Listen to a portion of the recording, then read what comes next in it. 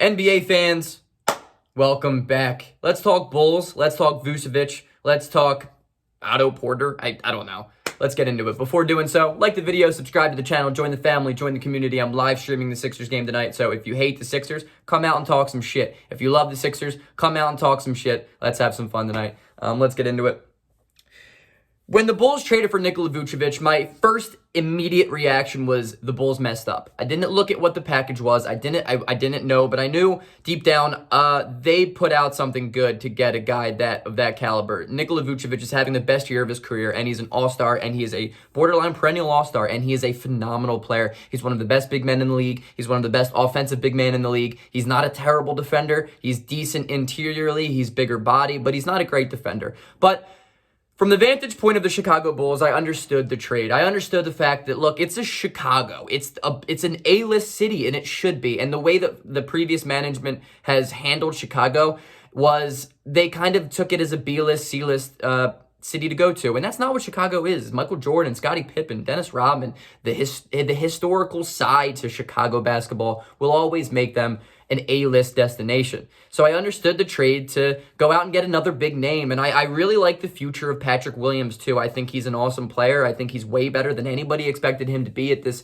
point of his career already. He is improving every single game, it seems like. He's a really, really good versatile defender who can create his own shot in the mid-range. I think he needs to be a little bit quicker shooting from three and just more consistent from three, but he is way, way better than I expected him to be at this point of his career, and I think anybody else did too. And if they're not, they're lying to you. So don't listen to them.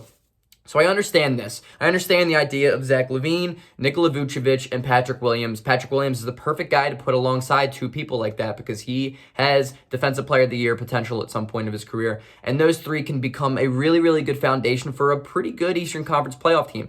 But my thing is, guys, pretty good is not good enough.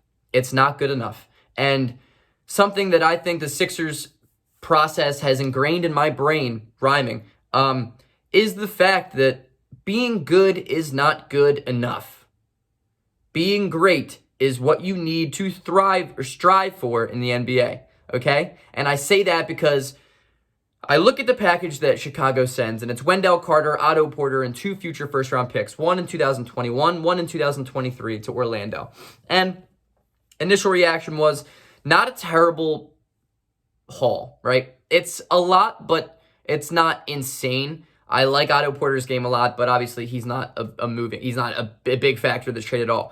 But Wendell Carter has been nothing short of amazing for Orlando from the moment he stepped into that city and started playing basketball there. He's thriving. He is playing better than he ever had played in Chicago. And I'm happy for the kid, and I personally hope Wendell Carter proves Chicago wrong and proves the poor management skills of Chicago and Billy Donovan. And I like the Bulls too. I'm not even here saying this that I want them to lose, and I want them to lose this trade. But my philosophy is I told you so. I told you so. Chicago's 0-6 in their last 6 games. They're on a 6-game losing streak, and with Nikola Vucevic in their lineup, they're 0-3. And I get it that 3-game sample size isn't big, first of all, and you played 2 of the top teams in the Western Conference, but you had a really bad loss to the Warriors. And the game to the Suns that you lost, Zach LaVine wasn't there. So again, it's not a really big sample size. The team hasn't really played together. But my point is Nikola Vucevic and Zach LaVine going to give you a chance to win an NBA Finals as the top 2 guys on a team? I don't think so. Definitely not now, and I don't think at any point in their careers together they will ever be able to be the 2 best players on a championship team. So what's the point? So what's the point of trading 2 future first-round picks when you guys have sucked balls lately to be a top 5 team in the Eastern Conference and be a second-round exit perennially? I don't know. I don't support that deal on Chicago's end. I think Orlando had a great move there. I think you're relying on Chicago not working out and taking the first-round picks who's going to be in the lottery. And Chicago right now is at a top 10 pick in this year's draft, and they're not looking good next year. And I just don't think that this deal is good.